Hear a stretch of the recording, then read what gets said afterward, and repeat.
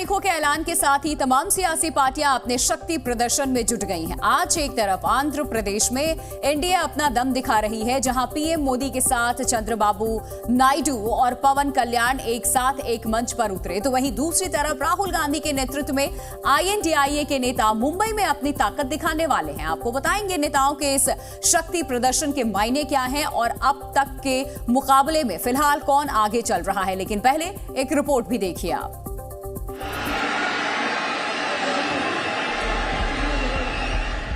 పితృదేవతల ముక్తి కోసం పరితపిస్తూ వారి వారసులు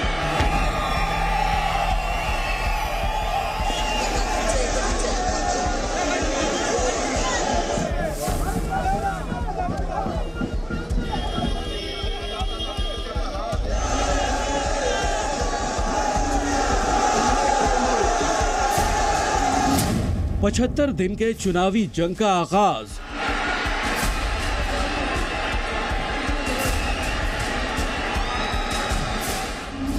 शंखनाद के बाद पहला शक्ति प्रदर्शन।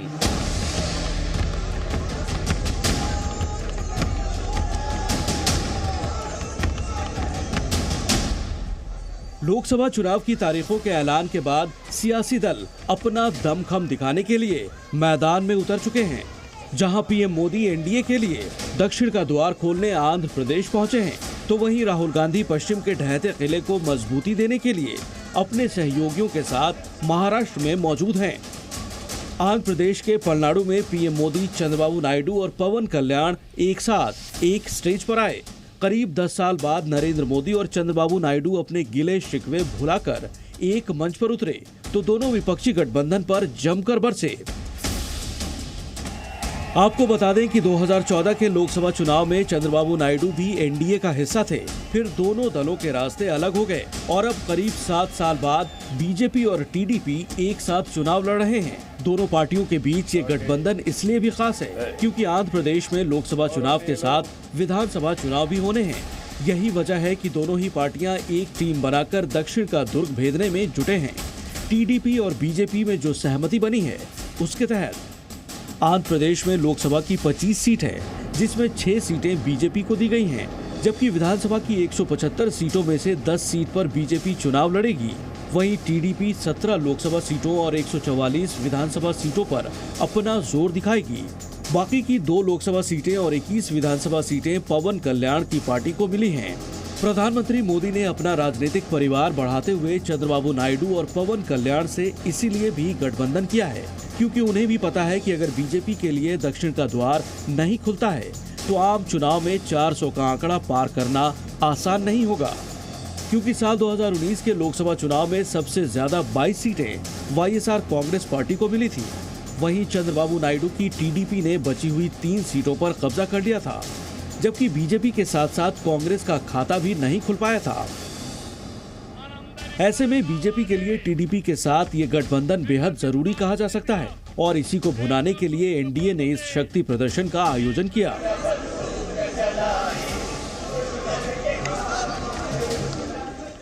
वहीं दूसरी तरफ करीब 6000 किलोमीटर की न्याय यात्रा खत्म करने के बाद कांग्रेस विपक्ष के बचे हुए सहयोगियों के साथ मुंबई से एकजुटता का संदेश देना चाहती है। मुंबई की रैली में राहुल गांधी को एमके स्टालिन, अखिलेश यादव और तेजस्वी यादव का भी साथ मिला है, जहां से बीजेपी और एनडीए उनके निशाने पर होंगे। हालांकि इससे पहले ही चुनावी बॉन्ड के बहाने कांग्रेस ने बीजेपी पर निशाना साधा है। कांग्रेस नेता जयराम रमेश ने लोकसभा चुनाव को 6000 किलोमीटर वर्सेस 6000 करोड़ के चंदे की लड़ाई बताया। चंदा दो, धंधा लो, हफ्ता वसूली, कॉन्ट्रैक्ट लो, रिश्वत दो। जाहिर है अभी तो आरोप प्रत्यारोप का आरंभ हुआ है। जैसे जैसे चुनावी तारीख नजदीक आती जाएगी, वैसे वैसे नेताओं के जुबानी तीर और भी तीखे होते जाएंगे। ब्यूरो रिपोर्ट, जी मीडिया। और बड़ी खबर इस वक्त आपको बता दें, आंध्र प्रदेश के पलनाडु में इस वक्त एनडीए की रैली चल रही है। पीएम मोदी और टीडीपी प्रमुख चंद्रबाबू नायडू साझा रैली कर रहे हैं। पीएम की रैली में जबरदस्त भीड़ देखी जा सकती है और इस दौरान कुछ लोग हालांकि टावर पे चढ़ गए और पीएम ने उन लोगों से फिर नीचे उतरने की अपील की। पवन, जरा पुलिस के लोग उनको नीचे उतारिए। नीचे उतारिए उनको। बिजली के तार है, आप क्या कर रहे हैं वहां? Please come down.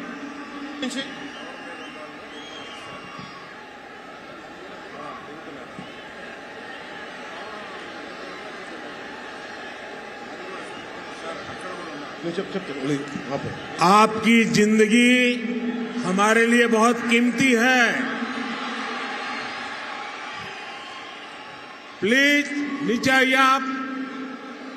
मीडिया वालों ने आपकी फोटो ले ली है, आप नीचे आइए।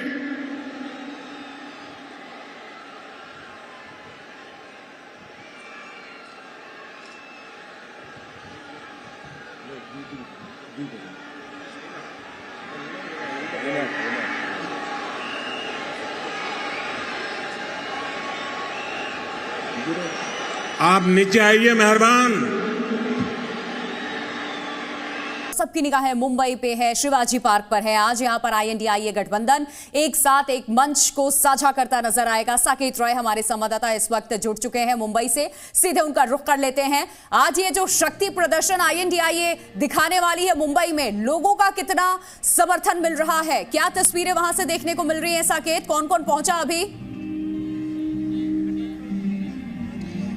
बिल्कुल, देखिए आज विपक्ष के कई नेताओं का साथ राहुल गांधी को मिलने वाला है। खास करके बात करते हैं अगर शिवाजी पार्क की, तो शिवाजी पार्क की जो पृष्ठभूमि है ये राजनीति के महत्व से अपने आप में महाराष्ट्र की राजनीति में बेहद महत्वपूर्ण रही होगी। आपको याद होगा कि बीते दिनों एकनाथ शिंदे और उद्धव ठाकरे के बीच इसी शिवाजी पार्क में दशहरा रैली को संबोधित करने के लिए कई अनबन देखने को मिली थी। तो इस जो भूमि है, जो पृष्ठभूमि है, उसका अपने आप में बहुत महत्व है और इसीलिए खास तौर पर इस मैदान का चुनाव किया गया है। राहुल गांधी साकेत, आप वहां पर मौजूद हैं, आपके पीछे भीड़ भी देखी जा सकती है। मैं चाहूंगी जरा कैमरा पैन करके दिखाइए कि क्या तैयारी है ये जो शक्ति प्रदर्शन, जिसको राहुल गांधी ने शिव बारात के तौर पे लोगों को जब संबोधित कर रहे थे तो उन्होंने कहा है कि इस तरीके से आप लीजिए।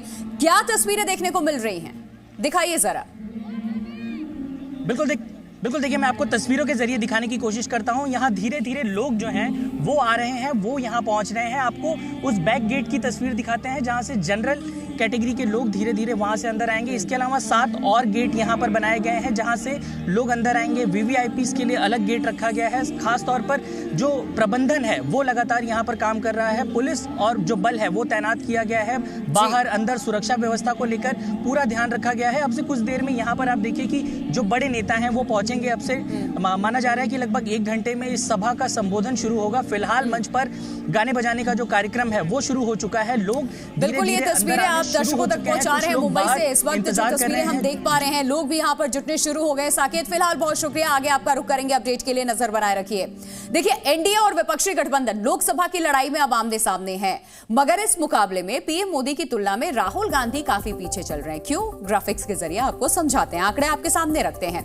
चुनाव की तारीखों के ऐलान से पहले ही 543 सीटों की इस लड़ाई में दोनों गठबंधन, या ये कहें कि दोनों नेताओं के बीच में महामुकाबला 501 वर्सेस 358 पर चल रहा है। जहां पीएम मोदी अब तक 17 राज्यों की 501 सीटों तक पहुंच चुके हैं, तो वहीं राहुल गांधी अपनी न्याय यात्रा के जरिए अभी तक 15 राज्यों की 358 सीट ही कवर कर पाए हैं। ये वो आंकड़े।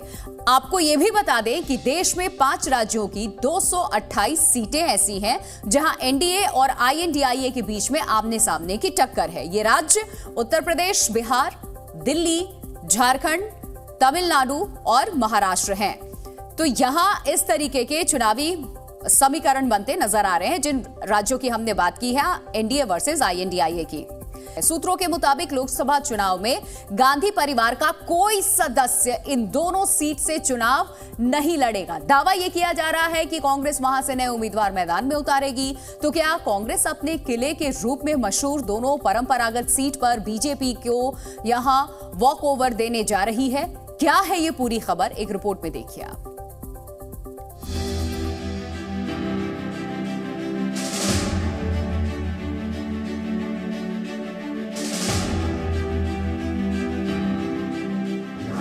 कांग्रेस के गढ़ में गांधी परिवार का सरेंडर।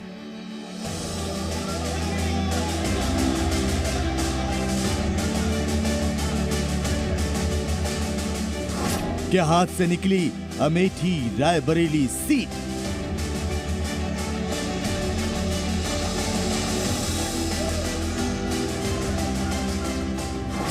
वहां अब की बार कौन लगाएगा बेड़ा पार?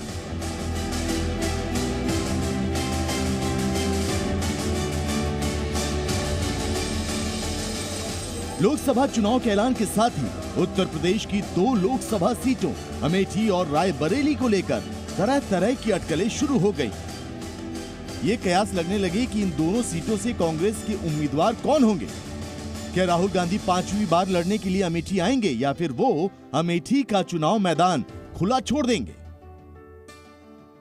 परंपरागत तौर पर इन दोनों सीटों को कांग्रेस का गढ़ माना जाता रहा है, क्योंकि गांधी परिवार के कई दिग्गज इसी सीट के रास्ते कई बार लोकसभा पहुंचे।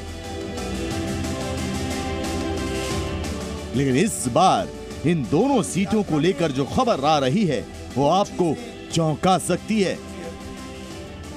सूत्रों के मुताबिक इस बार अमेठी और रायबरेली से गांधी परिवार का कोई भी सदस्य चुनाव नहीं लड़ेगा। दावा यह किया जा रहा है कि कांग्रेस महासचिव प्रियंका गांधी लोकसभा चुनाव मैदान में नहीं उतरेंगी, तो राहुल इस बार भी वायनाड से लोकसभा पहुंचने का रास्ता तलाशेंगे। वायनाड से राहुल गांधी की उम्मीदवारी का तो ऐलान हो भी चुका है। वहीं सोनिया गांधी पहले ही राज्यसभा के जरिए संसद पहुंच चुकी हैं। तभी यह साफ हो गया था कि वो लोकसभा चुनाव नहीं लड़ेंगे। यानी अमेठी और रायबरेली की परंपरागत सीट पर गांधी परिवार इस बार किसी और को मौका दे सकती है। देखिए, हमारी सारी तैयारियां पूरी हैं। कांग्रेस के हर स्तर की मीटिंग हो गई है। हम इंतजार कर रहे थे। अब हमारी जो उम्मीदवारों की सूची पूरे देश में है वो जारी हो जाएगी। ऐसे में सवाल उठ रहे हैं कि क्या यहां लड़ने से पहले ही कांग्रेस ने सरेंडर कर दिया है? क्या दोनों परंपरागत सीटों पर उम्मीदवार गैर गांधी परिवार से उतरेंगे? क्या दोनों सीटों पर कांग्रेस ने बीजेपी को वॉकओवर दे दिया है? ये सवाल इसलिए उठ रहे हैं क्योंकि 2019 के महामुकाबले में अमेठी सीट पर तत्कालीन कांग्रेस अध्यक्ष राहुल गांधी को स्मृति ईरानी से करारी शिकस्त झेलनी पड़ी। राहुल की हार को 2019 के रण की सबसे बड़ी हार माना गया, क्योंकि इस हार के साथ ही ढह गया था कांग्रेस का सबसे मजबूत किला और टूट गई थी कांग्रेस की तमाम उम्मीदें और बिखर गया था पार्टी कार्यकर्ताओं का सपना। वहां न राहुल की रणनीति काम आई थी, न ही प्रियंका गांधी का करिश्मा कमाल दिखा सका था। गांधी परिवार पर जमकर प्यार बरसाने वाली अमेठी की जनता ने भाई बहन की जोड़ी से मुंह मोड़ लिया था।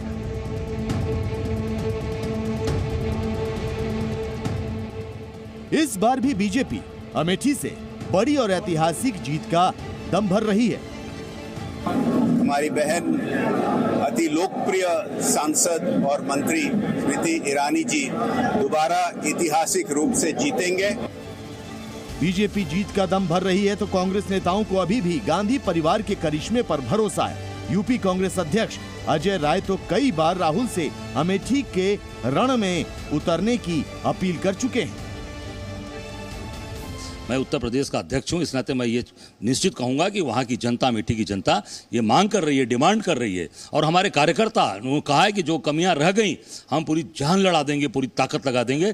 और राहुल गांधी को हमको चाहिए, राहुल गांधी जी को हर हाल में हम लोग यहाँ से चुनाव लड़ाकर अब भारी से भारी प्रचंड बहुमत से चुनाव जिता कर भेजेंगे। लेकिन इस बार समाजवादी पार्टी के साथ यूपी में इंडिया गठबंधन के बैनर तले उतर रही कांग्रेस के लिए अमेठी और रायबरेली की जंग इतनी आसान भी नहीं, क्योंकि 2019 में रायबरेली में बीजेपी के 38% वोटों के मुकाबले कांग्रेस को 56% वोट मिले थे। तब एक बैनर तले उतरी एसपी बीएसपी ने कांग्रेस के समर्थन में कोई उम्मीदवार नहीं उतारा था, लेकिन इस बार बीएसपी अकेली ताल ठोक रही है। वहीं अमेठी में एसपी बीएसपी के समर्थन के बावजूद कांग्रेस को बीजेपी के मुकाबले करीब 6% कम वोट मिले थे। इस बार तो बीएसपी के वोट काटने का भी खतरा है। वहीं बीजेपी को भरोसा है कि विकास कार्यों की बहार जीत का परचम लहराने में उसके लिए मददगार साबित होगी। 10 साल पहले भारत में केवल 16% घरों में नल से जल पहुंचता था। आज के जिन 75% घरों में नल से जल पहुंच रहा है और उत्तर प्रदेश में ऐसे लाखों घर में, लाखों परिवारों के लिए नल से जल और प्रधानमंत्री आवास योजना के घर मिले हैं। बहुत सारे लोक हित में निर्णय लिए गए हैं। कांग्रेस के लिए टेंशन ये है कि बीते कुछ सालों में यहां उसके वोट का ग्राफ तेजी से लुढ़का है, जबकि बीजेपी का ग्राफ तेजी से ऊपर गया है। रायबरेली में 2009 में कांग्रेस को 72% वोट मिले थे, जबकि बीजेपी सिर्फ 16% वोट हासिल कर सकी थी। वहीं 2014 में कांग्रेस के 63% के मुकाबले बीजेपी को 21% वोट मिले, तो 2019 में कांग्रेस को 56% वोट मिले, जबकि बीजेपी 38% वोट हासिल करने में कामयाब रही। लेकिन सोनिया गांधी जीतकर संसद जरूर पहुंच गई, लेकिन अमेठी में लगातार घटते ग्राफ के बाद राहुल को शिकस्त झेलनी पड़ी। अब सबकी निगाहें 2024 के महामुकाबले पर टिकी हैं, जहां गांधी परिवार के रेस से बाहर होने की खबरें आ रही हैं। भैया बेटा, राजनीति में अगर पर कोई जवाब नहीं, हम हर स्थिति में अमेठी रायबरेली को जीतेंगे, 100% जीतेंगे, प्रचंड बहुमत से जीतेंगे। जनता माननीय मोदी जी के साथ है, भारतीय जनता पार्टी के साथ। आपको बता दें कि अमेठी और रायबरेली में 5वें चरण में 20 मई को वोट डाले जाएंगे। आने वाले दिनों में यह साफ हो जाएगा कि यहाँ कांग्रेस किसे मैदान में उतारती है। राहुल और प्रियंका के चुनाव लड़ने से मना करने के बाद कांग्रेस का उत्तर प्रदेश में सफाया तय माना जा रहा है। हालांकि चाहते हैं लोग कि गांधी परिवार का ही कोई सदस्य इन दोनों के स्थान पर मैदान में उतरे, लेकिन ये सदस्य कौन होंगे, चेहरा कौन होगा, ये अभी तय नहीं है। ये भी माना जा रहा है कि गांधी परिवार के किसी करीबी को रायबरेली और अमेठी से दावेदारी दी जा सकती है। कैमरा से अमर शाह के साथ विवेक त्रिपाठी, जी मीडिया, लखनऊ। तो क्या 88 सीटों पर एनडीए और आईएनडीआईए की सुई फंसी है? क्योंकि चुनाव के ऐलान के बाद भी बिहार और महाराष्ट्र में सीट बंटवारे पर दोनों ही गठबंधन अब तक फैसला नहीं कर पाए हैं, जिसकी वजह से कौन कितनी सीटों पर और कहां-कहां से चुनाव लड़ेगा, इस पर सस्पेंस बना हुआ है। एनडीए और आईएनडीआईए गठबंधन की असली परेशानी क्या है, जिसने दोनों को उलझाकर रखा है, इस रिपोर्ट में देखिए।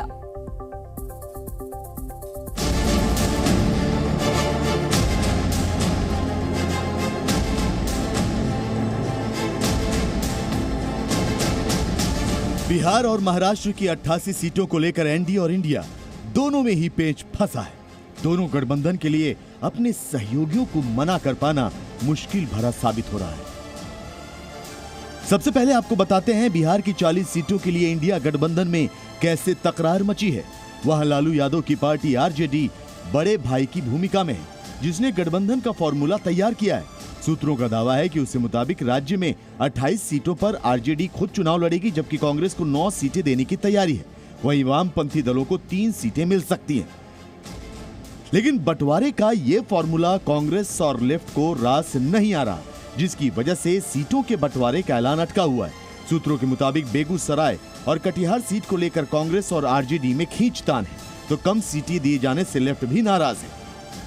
देखिए, बिहार में महागठबंधन इंडिया गठबंधन में सीट शेयरिंग का फार्मूला तय हो गया है, और कौन उम्मीदवार किस लोकसभा क्षेत्र से होंगे, इसके नामों की घोषणा और सीट शेयरिंग की घोषणा बहुत जल्द कर दी जाएगी और एनडीए से पहले कर दी जाएगी। हमारे यहाँ सब चीज़ तय है, अब कुछ ही दिनों में इसका ऐलान कर दिया जाएगा।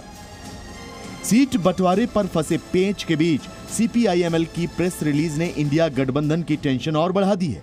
इसमें सीपीआईएमएल ने तालमेल में देरी पर चिंता जताई है। प्रेस रिलीज में सीपीआईएमएल ने 8 सीटों पर चुनाव लड़ने का खुला ऐलान भी कर दिया है। साथ ही आरजेडी से जल्दी सूची जारी करने की अपील भी की है। बताया जा रहा है कि सीटों पर जारी घमासान को सुलझाने के लिए कांग्रेस और आरजेडी की अहम बैठक होने वाली है। इस बार चौंकाने वाले रिजल्ट आने वाला है। आप लोगों को कितनी सीटें पर लड़ने की बात है इंडिया गठबंधन? सब लोग इंडिया गठबंधन 40 सीट पे लड़ेगा। तो वहीं दूसरी तरफ बिहार में क्लीन स्वीप का दावा कर रही एनडीए के लिए भी टेंशन कम नहीं है। कई दल सीट शेयरिंग के फॉर्मूले से नाराज बताए जा रहे हैं। नापाक पड़ोसी मुल्क पाकिस्तान ने एक बार फिर चालबाज चीन के साथ मिलकर के अंतर्राष्ट्रीय मंच पर भारत के खिलाफ साजिश रचने की कोशिश की है। इस बार मंच था संयुक्त राष्ट्र का और मुद्दा था धर्म का। दरअसल भारत में सीएए लागू होने से पड़ोसी मुल्क को इतनी मिर्ची लगी है कि उसने यूएन में इस्लामोफोबिया पर वोटिंग की मांग कर डाली है, जिसका भारत ने मुंहतोड़ जवाब देते हुए पाकिस्तान के साथ साथ उसके हितैषी चीन को भी आईना दिखाया। खास बात यह भी है कि प्रधानमंत्री नरेंद्र मोदी संयुक्त राष्ट्र की कार्यशैली पर अक्सर सवाल उठाते आए हैं। क्या यही वजह है कि यूएन में इस तरह की साजिश रचने का मौका पड़ोसियों को मिला है? रिपोर्ट देखिए। हिंदुस्तान ने यूएन को लेकर जो कई मौकों पर कहा, वो एक बार फिर सच हो गया। दुनिया को एकजुट रखने के मकसद से बनाया गया संयुक्त राष्ट्र संघ आज की तारीख में ऐसा लगता है कि महज कुछ देशों की कठपुतली बन गया है। एक बार फिर पाकिस्तान और चीन की साजिशों के बहाने यूनाइटेड नेशंस की उपयोगिता पर सवाल उठे हैं।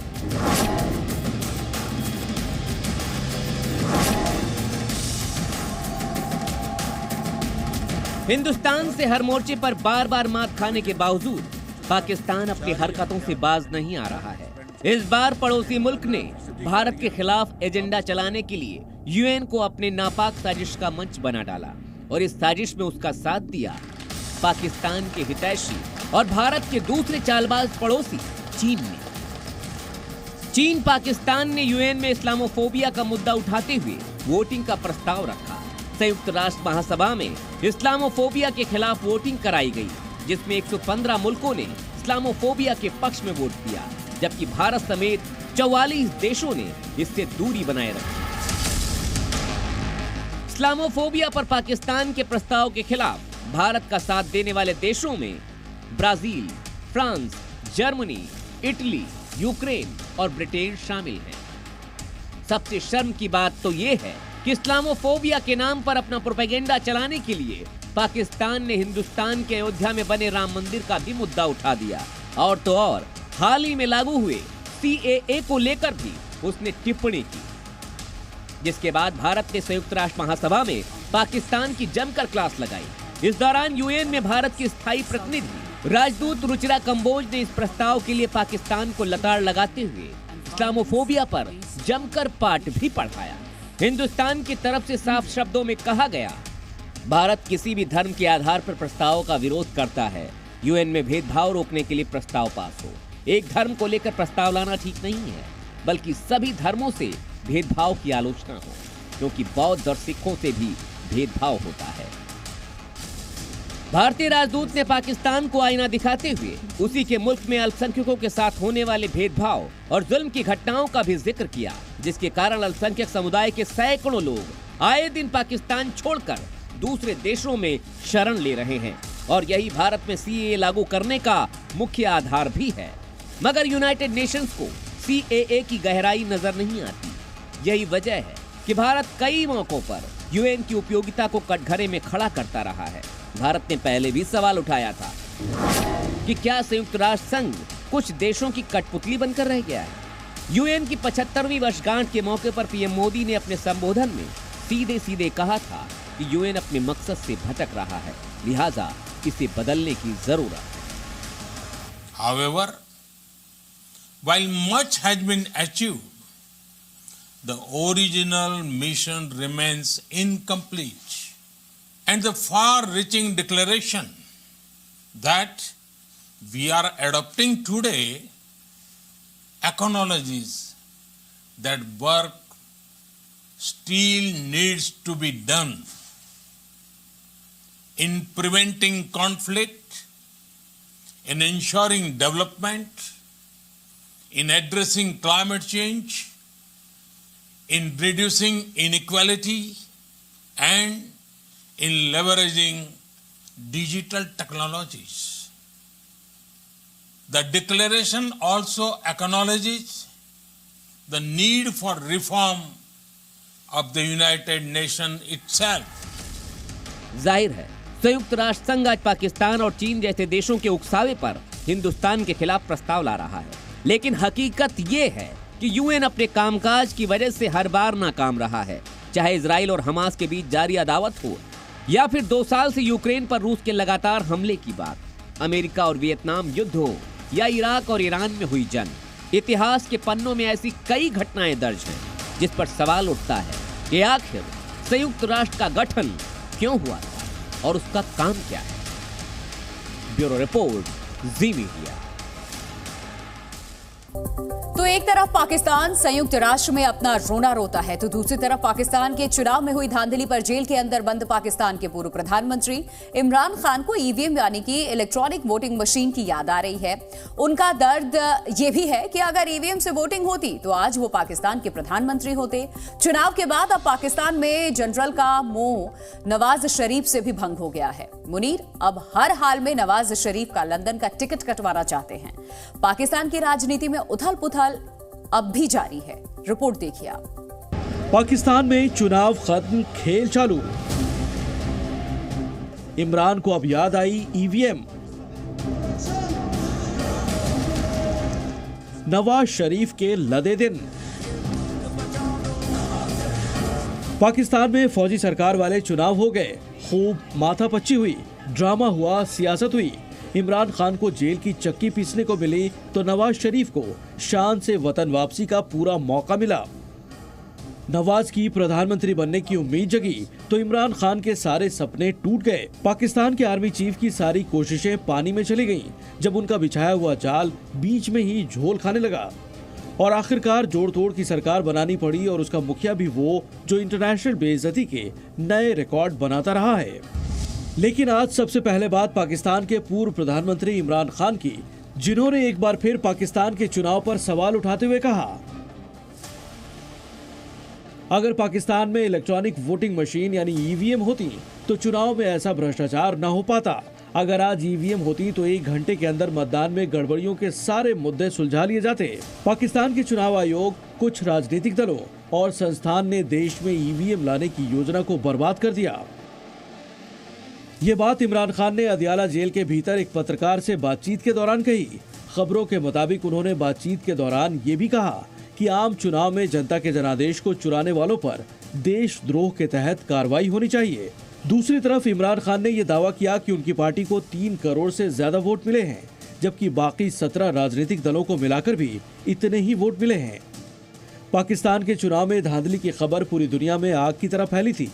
आपको बता दें कि ठीक चुनाव से पहले इमरान खान की पार्टी पीटीआई का चुनाव चिन्ह बल्ला भी छीन लिया गया था। उनकी पार्टी को बैन कर दिया गया था। इसके बावजूद भी उनकी पार्टी के समर्थकों ने चुनाव में जीत हासिल की। वैसे अब पाकिस्तान में गठबंधन की सरकार चल रही है, जिसके प्रधानमंत्री वही हैं जिन्हें इंटरनेशनल बेइज्जती कराने का भरपूर अनुभव है। वैसे इस बीच पाकिस्तान की राजनीति में 45 साल तक सक्रिय रहे शहबाज शरीफ के भाई और पूर्व पीएम नवाज शरीफ के राजनीतिक सफर पर विराम लग सकता है। दरअसल जिस मकसद के लिए पाकिस्तान की आर्मी ने नवाज शरीफ को देश के भीतर लाने में अहम भूमिका निभाई, अब वो काम पूरा हो चुका है, यानी नई सरकार बन चुकी है। इसलिए सूत्रों के मुताबिक पाकिस्तान के आर्मी चीफ ने नवाज शरीफ को वापस लंदन लौट जाने का फरमान सुना दिया। खबरों के मुताबिक इसकी स्क्रिप्ट भी तैयार हो गई है। माना जा रहा है कि नवाज शरीफ को खराब सेहत का हवाला देकर लंदन का टिकट कटवाने का पूरा प्लान तैयार हो चुका है। जाहिर है अब नवाज शरीफ के लिए पाकिस्तान बेगाना होता जा रहा है। वैसे पाकिस्तान के आर्मी चीफ ने क्यों ऐसा प्लान बनाया, अब आपको इस बारे में बताते हैं। दरअसल जनरल मुनीर पाकिस्तान के दूसरे बड़े नेताओं पर पूरी पकड़ बनाना चाहते हैं। ये जानना भी जरूरी है कि मुनीर के लिए अब नवाज क्यों जरूरी नहीं रह गए। वजह नंबर 1, जबकि नवाज शरीफ अपनी मनशेरा सीट हार गए थे, जबकि लाहौर से 50,000 वोटों से पिछड़ गए थे, जिसके बाद उन्हें 80,000 वोट से विजेता घोषित दिखाया गया। फिलहाल पाकिस्तान की अदालत में लाहौर सीट पर नवाज की जीत के खिलाफ रीकाउंटिंग की अर्जी लगी हुई है, यानी नवाज शरीफ की मुश्किलें आगे और बढ़ सकती हैं। वजह नंबर 2, दूसरी तरफ नवाज शरीफ की बेटी मरियम शरीफ को भी पंजाब सूबे का मुख्यमंत्री बनाया जा चुका है। वजह नंबर 3, जबकि नवाज के भाई शहबाज पाकिस्तान के प्रधानमंत्री बन चुके हैं, यानी अब नवाज शरीफ की कोई उपयोगिता नहीं दिखाई देती है। पाकिस्तान की आर्मी शरीफ खानदान और भुट्टो खानदान दोनों को ही सेट कर चुका है, जबकि इमरान खान कब तक जेल की हवा खाएंगे, कभी जेल से बाहर आएंगे भी या नहीं, इस पर फिलहाल कुछ भी कहना मुश्किल है। पाकिस्तान की जनता भी जानती है कि पाकिस्तान की राजनीति में जो भी कुछ हो रहा है उससे पाकिस्तान की किरकिरी हमेशा होती रही है। वैसे भारत में कई ऐसे विपक्षी दल हैं जो ईवीएम पर अपनी हार का ठीकरा फोड़ते हैं और जीत जाए तो चुपचाप सत्ता पर काबिज हो जाते हैं। यही वजह है कि भारत में भी चुनाव की घोषणा के वक्त मुख्य चुनाव आयुक्त को ईवीएम के दुखड़े को शायरी के अंदाज में सुनाना पड़ा। तो फिर रात को मैंने कुछ लिखा अपने हाथ से, वो फिर आपको सुनाता हूँ। अधूरी हसरतों का इल्जाम अधूरी हसरतों का इल्जाम हर बार हम पर लगाना ठीक नहीं। ये ईवीएम कह रही है, मैं नहीं कह रहा हूं। अधूरी हसरतों का इल्जाम हर बार हम पे लगाना ठीक नहीं। वफा खुद से नहीं होती, खता ईवीएम की कहते हो। और बाद में गोया जब परिणाम आता है तो उस पर कायम भी नहीं रहते, आप ही के पक्ष में रिजल्ट आ जाता है। ये क्या बात है भाई? कितने दिन? EVMs are 100% safe. पाकिस्तान को अच्छे से पता है कि भारत में 97 करोड़ से ज्यादा वोटर अपने मताधिकार का उपयोग कर लोकतंत्र के पर्व में शामिल होंगे और उन पर किसी भी तरह का वोट देने को लेकर कोई दबाव नहीं होगा। जबकि पाकिस्तान में हुए चुनाव में जो कुछ भी हुआ उससे पाकिस्तान की जमकर जग हंसाई हुई है। ब्यूरो रिपोर्ट, जी मीडिया। और पाकिस्तान में तो चुनाव हो गए, लेकिन रूस के राष्ट्रपति चुनाव में हिंसा और आगजनी लगातार हो रही है। रूस के राष्ट्रपति व्लादिमीर पुतिन के विरोधियों का आरोप है कि ये एक तरफा चुनाव है, जबकि रूस के राष्ट्रपति पुतिन यूक्रेन पर इस हिंसा का आरोप मढ़ रहे हैं। इस बार रूस के चुनाव में यूक्रेन के कई शहरों से भी वोटिंग कराई गई है। ये शहर फिलहाल रूस के कब्जे में बताए जाते हैं। देखना यह है कि इस बार पुतिन कितनी शान से राष्ट्रपति चुनाव जीतते हैं, क्योंकि सबको लगता है कि आएगा तो पुतिन ही। चुनाव के बीच हिंसा और आगजनी, युद्ध के बीच रूस में चुनाव, आएगा तो पुतिन ही। रूस में इन दिनों राष्ट्रपति पद का चुनाव हो रहा है, साथ ही हो रही है हिंसा और आगजनी। रूस के राष्ट्रपति व्लादिमीर पुतिन के खिलाफ विरोध का स्वर उठ रहा है, वो भी यूक्रेन की धरती से। पिछले 2 सालों से भी ज्यादा वक्त से यूक्रेन और रूस के बीच भीषण युद्ध छिड़ा हुआ है। लेकिन रूस के राष्ट्रपति चुनाव के दौरान यूक्रेन से सटे रूसी इलाकों में आग भड़की हुई है। खबरों के मुताबिक यहाँ कई जगह पोलिंग बूथों में तोड़फोड़ भी हुई है। ताजा हालात को देखते हुए रूस के राष्ट्रपति व्लादिमीर पुतिन ने हिंसा करने वालों का अंजाम भुगतने की चेतावनी भी दी है। राष्ट्रपति पुतिन का दावा है कि ये सब यूक्रेन भाड़े के सैनिकों के दम पर कर रहा है। इस बीच राजधानी मॉस्को में लोगों ने कई पोलिंग बूथों में तोड़फोड़ की है। पुलिस ने हिंसा के मामले में अब तक 8 लोगों को हिरासत में लिया है, जबकि यूक्रेन बॉर्डर से सटे बेलगोरोड शहर में पुतिन विरोधी लोगों ने कई जगह आग लगा दी है। दरअसल पुतिन विरोधी मानते हैं कि रूस में पुतिन की दोबारा सत्ता आएगी, यहाँ कोई बदलाव नहीं होने वाला। इस हिंसा के पीछे की वजह को रूस के राष्ट्रपति पुतिन के विरोधियों को तो माना जा ही रहा है, साथ ही यूक्रेन के जिन इलाकों पर रूस का कब्जा है उसको भी वोटिंग के दौरान हो रही हिंसा का कारण माना जा रहा है। दरअसल रूस के अलावा यूक्रेन के दोनेत्स्क, लुहांस्क, ज़पोरिज़िया और खेरसोन जैसे क्षेत्रों में वोटिंग हो रही है। ये वही जगह है जहां 2022 में यूक्रेन के खिलाफ जंग की शुरुआत के बाद रूस ने कब्जा कर लिया था। हालांकि कुछ मीडिया रिपोर्ट्स के मुताबिक ये क्षेत्र पूरी तरह से रूस के कंट्रोल में नहीं है। यूक्रेन और पश्चिमी देशों ने यहाँ मतदान कराने की निंदा भी की है। कुछ क्षेत्रों में शुरुआती वोटिंग पहले से ही शुरू हो चुकी है। पुतिन ने वहाँ पर जो है इकोनॉमी को सस्टेन किया है, रेजिलिएंट इकोनॉमी बनाई है और एक तरह से रशियंस बड़े प्राउड लोग हैं और उनको ये जो एक प्राइड है, रशियन प्राइड, उसको किसी बाहर वाले को वो कचलने देना नहीं चाहते हैं और उसी का भी एक बड़ा परिणाम मैं समझता हूँ कि प्रेसिडेंट पुतिन के फेवर में जाता है। दूसरी ओर रूस के राष्ट्रपति पुतिन मानते हैं कि रूस में राष्ट्रपति चुनाव पूरी तरह संविधान के अनुसार हो रहे हैं। जानकारों के मुताबिक चुनाव से पहले ही पुतिन की जीत तय मानी जा रही थी। पुतिन पिछले 24 साल से रूस की सत्ता पर काबिज हैं। खास बात यह भी है कि पुतिन के ज्यादातर विरोधी इस वक्त या तो जेल में बंद हैं या फिर चुनाव आयोग ने उन्हें इलेक्शन के लिए अयोग्य घोषित कर दिया है और जो उम्मीदवार चुनाव मैदान में हैं भी वो पुतिन के समर्थक बताए जाते हैं। रूस के चुनाव आयोग के दस्तावेजों में पुतिन निर्दलीय उम्मीदवार के तौर पर चुनाव लड़ रहे हैं। उनके अलावा बैलेट पेपर पर कम्युनिस्ट पार्टी के निकोलाई खरीतोनोव, लिबरल डेमोक्रेटिक पार्टी के लियोनिड स्लट्स्की और न्यू पीपल पार्टी के व्लादिस्लाव दावान्कोव का नाम है। तीनों ही राजनीतिक दलों को क्रेमलिन समर्थित माना जाता है। ये सोचना कि वहाँ पर इलेक्शन में कोई और कैंडिडेट आ सकता है, उसके 2 कारण हैं। एक तो रशिया इस वक्त वॉर में है, तो वॉर के टाइम पे कंट्री बहुत ज़्यादा साथ में आ जाता है। दूसरी चीज़ ये है कि प्रेसिडेंट पुतिन की as a strong man Russia का एक प्राइड को रिवाइव करने के लिए मैं समझता हूँ कि काफ़ी बड़ा उनका योगदान भी रहा है और उसको लोग एक्सेप्ट भी करते हैं। पुतिन ने साल 2021 में एक ऐसा कानून भी बनाया था जिसके तहत वो 2036 तक रूस के राष्ट्रपति बने रह सकते हैं। दरअसल साल 2018 के चुनाव तक रूस में कोई भी राष्ट्रपति लगातार 2 कार्यकाल से ज्यादा वक्त तक राष्ट्रपति नहीं रह सकता। इसी वजह से साल 2000 से 2008 तक राष्ट्रपति रहने के बाद पुतिन ने 2008 में राष्ट्रपति पद का चुनाव नहीं लड़ा था। इसके बाद वो 2012 में फिर से रूस की सत्ता में लौटे। हालांकि 2008 से 12 तक पुतिन रूस के प्रधानमंत्री थे। नए कानून के मुताबिक लगातार 2 बार राष्ट्रपति कार्यकाल पूरा करने के बाद पुतिन चुनाव लड़ सकते हैं। आपको बता दें कि रूस में 15 मार्च को राष्ट्रपति पद के चुनाव के लिए वोटिंग शुरू हुई। पहली बार 3 दिन तक वोटिंग हो रही है। रूसी नागरिक जो किसी भी आपराधिक केस में जेल की सजा न काट रहे हैं वो 17 मार्च तक वोट कर सकते हैं। रूस की संसद, जिसे फेडरल असेंबली कहते हैं, इसके भी भारत की तरह 2 हिस्से हैं, ऊपरी और निचला सदन। रूस में राष्ट्रपति का पद सबसे पावरफुल होता है। ब्यूरो रिपोर्ट, जी मीडिया।